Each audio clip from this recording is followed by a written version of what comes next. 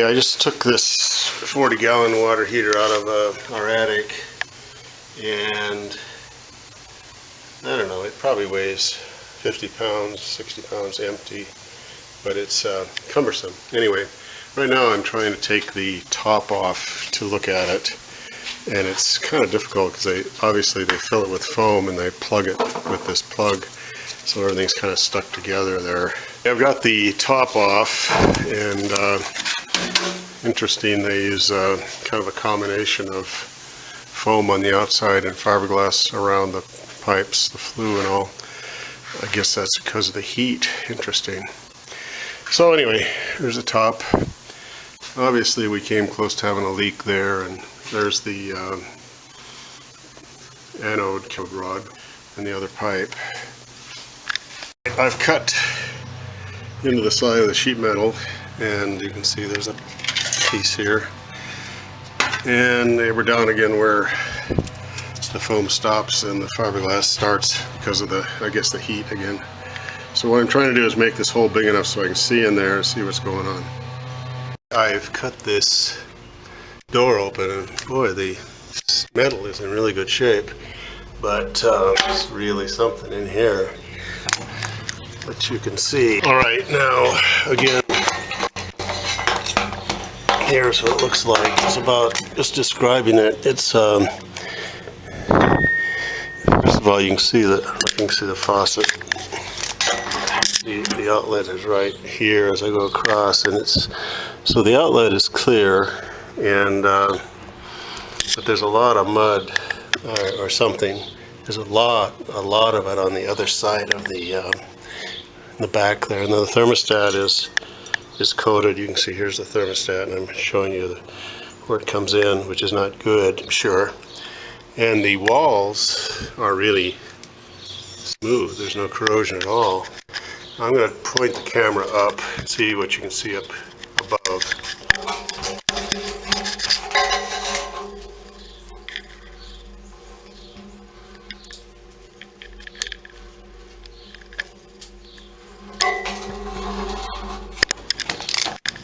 So again, it's there's a lot of stuff in there.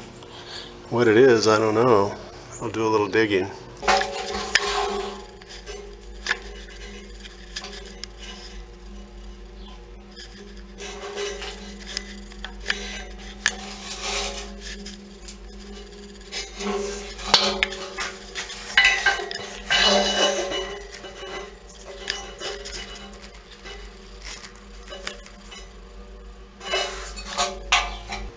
We have this debris inside here, and I'm going to scoop it out.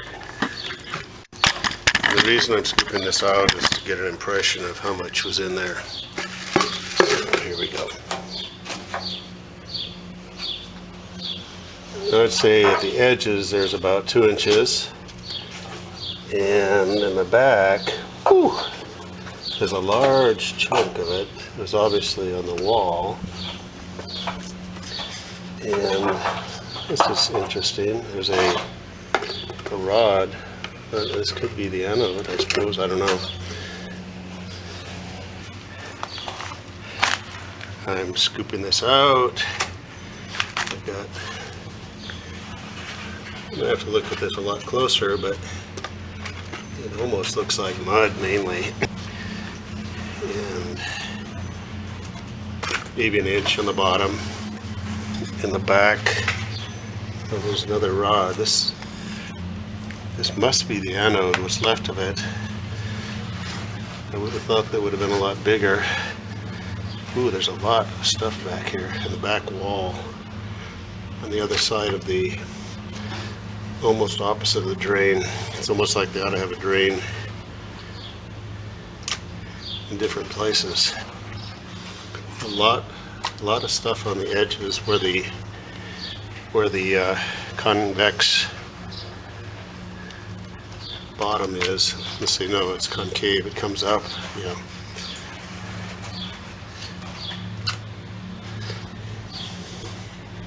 Oh, it's way up on the wall back here, where you can't see it in the back of the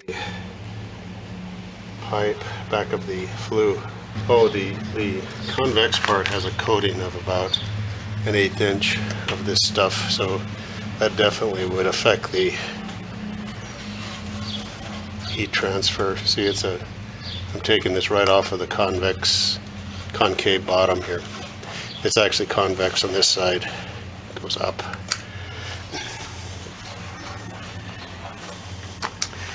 But you get the idea. Quite amazing. Here's what we have in the bucket. So it's about maybe a half gallon of gunk. One thing I'm going to try to do here is to remove this anode, and I've heard it's all been impossible to remove them, so I'll give it a shot and see how it goes, and then we can look at it. While I'm at it, I'm going to use my handy Harbor Freight calipers, and they're very inexpensive, but boy, they sure are useful. So I want to measure this, the thickness of this metal here.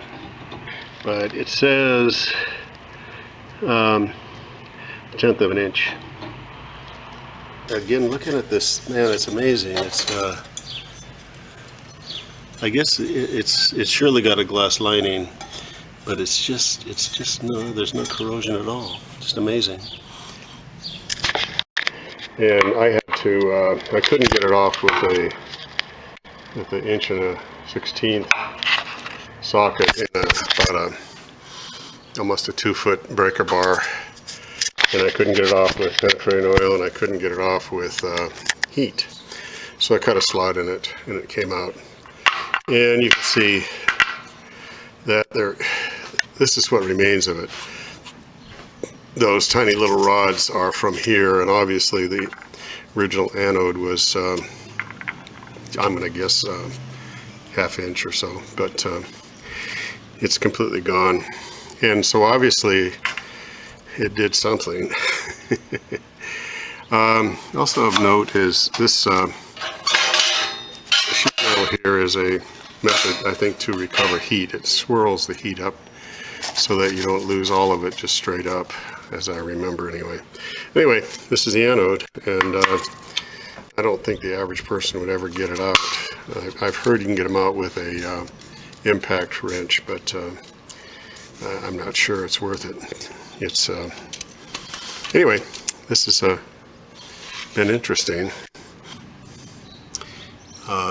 It was made in 2003, so it's 2016, so it's 13 years old. So this is a reasonable lifetime for a water heater. It had a 6-year warranty. So again, it's been interesting. So I just removed this from here, and there's a screen in there, but the plumber left a lot of putty or joint compound in the pipe. There are some white pieces in the mud that I think are, I don't know if they're white, I'm kind of colorblind, but I think they're the calcium carbonate. And these, this material here, which is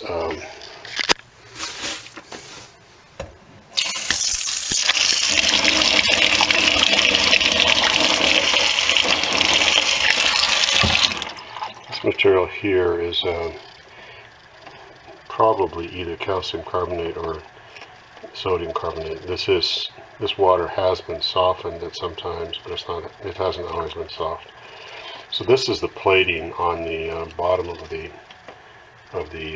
water heater, and it's about maybe between probably about 1/8 of an inch thick. So this is a pretty good insulator, and I don't think there's much you can do about this except maybe use soft water.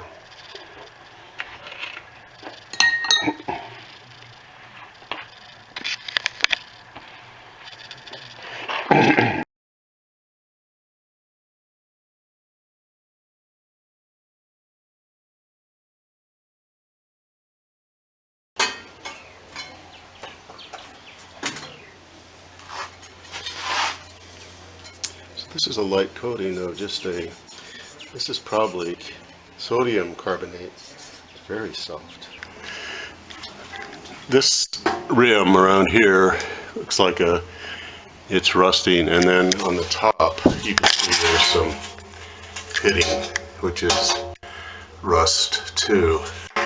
So you can see all around on the top. Now on the sides there's very little rusting, but certainly at the top.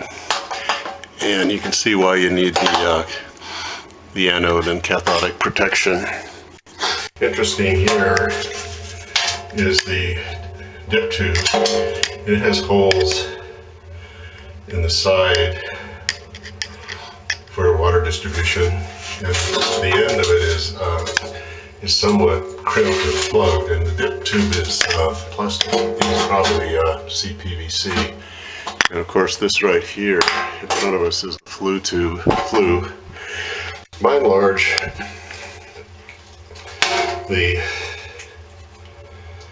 there isn't a lot of rust except at the top, I would say.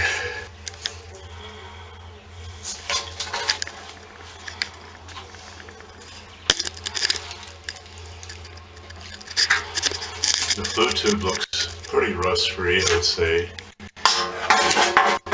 And again, the bottom is kind of rust-free. There's a little bit of mud left. There's the thermostat down there. And oh, this is kind of interesting. This is the water outlet. It's kind of rusty too. And you can see the insulation thickness is about an inch. And where I cut the metal, it's perfect. It's no issue at all. I got this cold water entry dip tube loose by massacring the nut. It was very tight. I don't think I could have gotten this off. I'm thinking that this plastic goes all the way through this nipple here. So this is all new to me, but it's coming out. Looking down here, here's the dip tube, and you can kind of see it in there.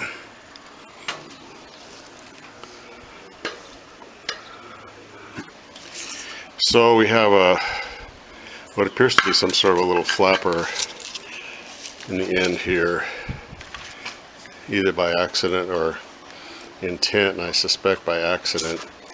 It looks like this has been broken off here. This would go like this. Now the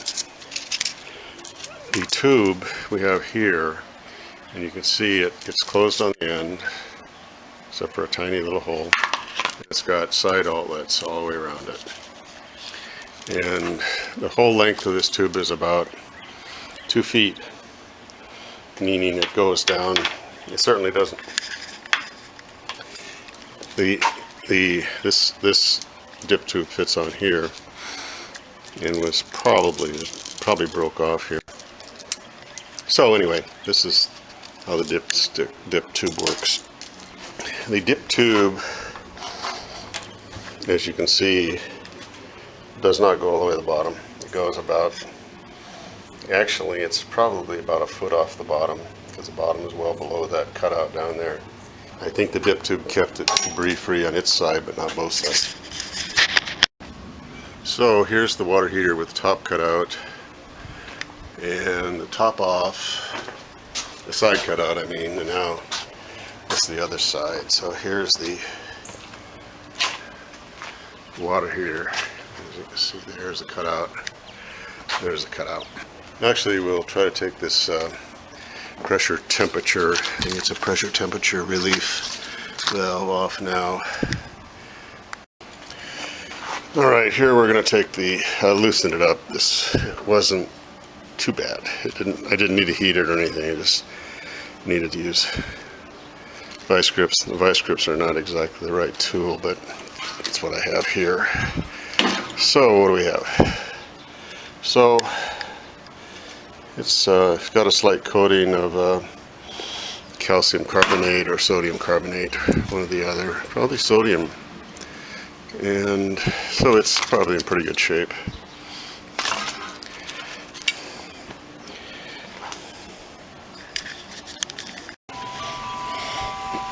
This is the faucet, and as you know, they use these silly plastic ones these days, and I did use a wrench on it and got it off okay. I believe this is a standard 3/4 inch fitting. Looks like it's plugged. I doubt if it really is, but anyway. I wish they'd use metal, some brass, and I have to decide whether to use brass on the new one.